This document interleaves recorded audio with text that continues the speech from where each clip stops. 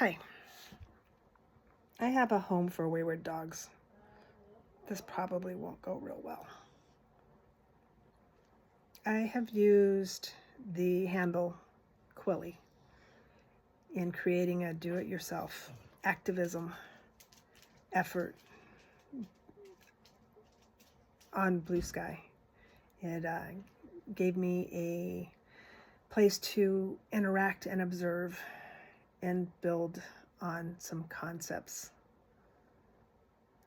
about being a citizen and having a voice for what's going on in the United States.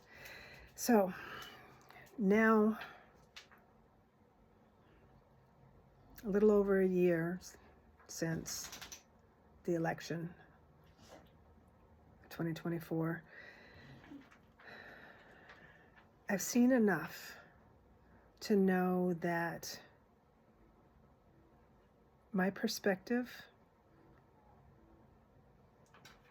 has value, and I've seen and learned a lot from professors, political scientists, especially journalists, authors, reading. So many things I've read. On my Blue Sky account, I've created a classroom thread and captured a lot of what I've been reading. I was interacting with someone who talked about it being a 4-year sentence with Trump in office, and my response was, people can go to jail and be in prison and they come out with a law degree. So it's time to go to school. This is a self-guided remedial civics learning journey that I am on. And I've tried to resist being spoon-fed by anything, so I've gone to the lesser known voices to some degree. I respect Robert Reich and Snyder and some of those that have been out there, really out there. Heather Cox Richardson, a dozen of them. And I've tried to be a little more granular in my learning as I drilled down, one layer into another, and the founding fathers, the Constitution, and just those that spoke to me were political scientists, that resonated with me, were political scientists. That's the approach for me. But my background is, until 2014 or so, I chose a fundamental Christian lifestyle that was thoughtfully politically neutral. So I didn't follow politics at all.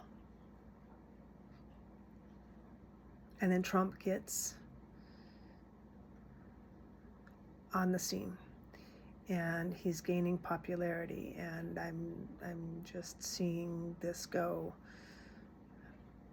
in such a way that I no longer was choosing to live a non-mainstream religious lifestyle. But that doesn't mean I don't want my daughters or others to have the freedom to choose to do that, or any religion. So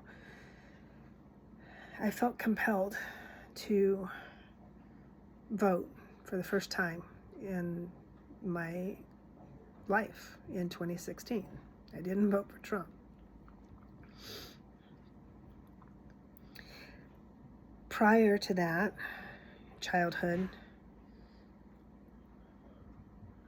late childhood, because I ended up in a relationship way too early, was shaped, perhaps hindered by my mom being undiagnosed autistic. And I'll tell you, it created basically a single mom situation for a lot of the time. Autistic burnout for a child of this, I was a child of the 60s, right? Autistic burnout in that era was a nervous breakdown. So periods of time in my childhood, mom had nervous breakdowns and I lived with family. There were other periods of time that we rented a room, you know, in somebody else's house. So I remember being a lot of different places. So the reason I bring that up is because I think it gives a unique perspective for me to share my viewpoint, to share my remedial learning journey. Life is an opera. If life is an opera, then no two people are seeing the exact same opera. They're seeing through a different set of eyes from a different seat. Or they're not even in the auditorium. They're out, you know, in the hall, just listening. So my perspective. I was one of the few kids at 13 that took the Mensa admissions test and topped it out. But that means absolutely nothing if you don't have stability and you don't have opportunity in your life. But what it does speak to is I can learn. I can learn with the best of them if I have the time for it. My construction career, when I'm working, is demanding and it drains me. I don't have much time left after, you know, putting in a day, turning tools and climbing ladders. But I'm in between jobs right now. I don't know how long it'll be. And I'm telling you this because I see where people that have had the benefit of multi-generation college education, that one hair just needs to go away. Sorry, guys.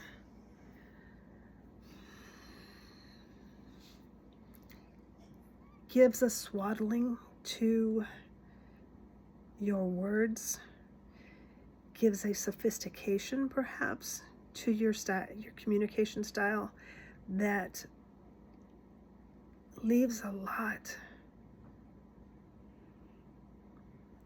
of separation that is uncomfortable to everyday lower economic class working people. There's some ideologies there too. Maybe it's not economic status, but it's the Christianity, disdaining higher education, making it a threat to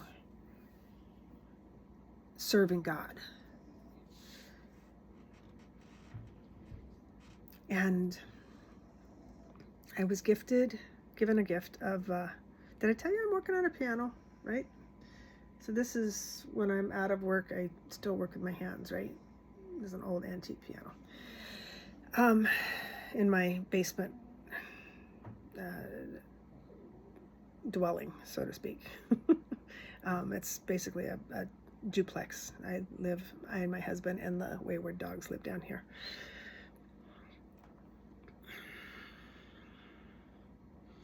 So the term framing, I was gifted a book and I'm starting to listen to it, and I'm recognizing a lot of the concepts, recognizing them, conclusions I have drawn myself, enough that I want to make this recording, because that aversion to being spoon-fed, I want my thoughts recorded before I get tuned up by this book.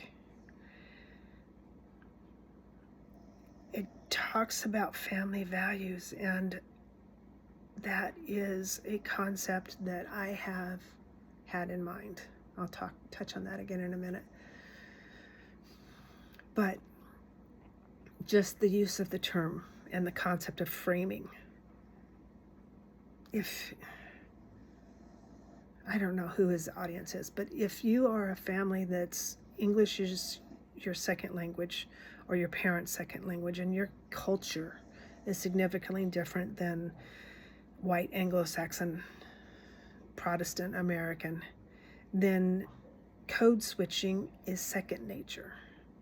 And I've seen how incredibly important code switching is. And now I'm going to listen to this book again about framing, and I'll touch on who the author is in a minute. I just started it enough that I can't quite remember the name.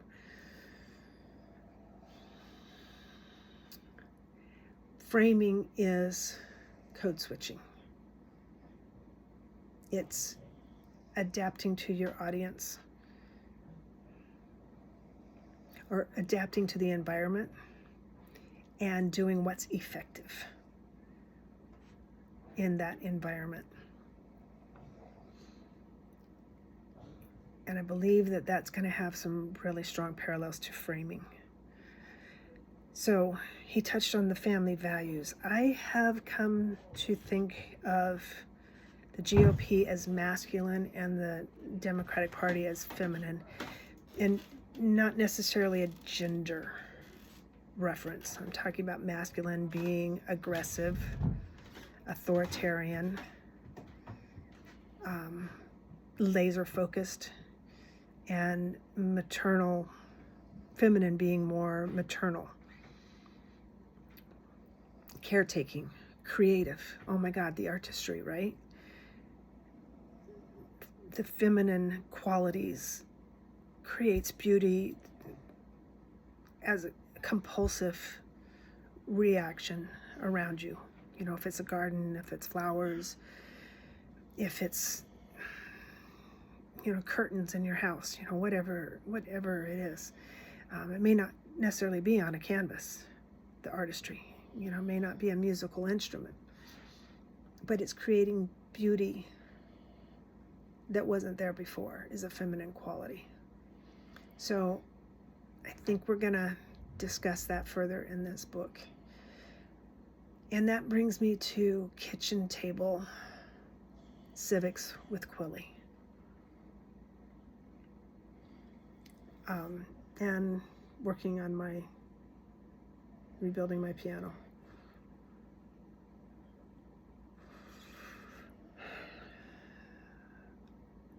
We'll see. We'll see where this takes us. But there's a lot I've put in and made available. It's all about those receipts.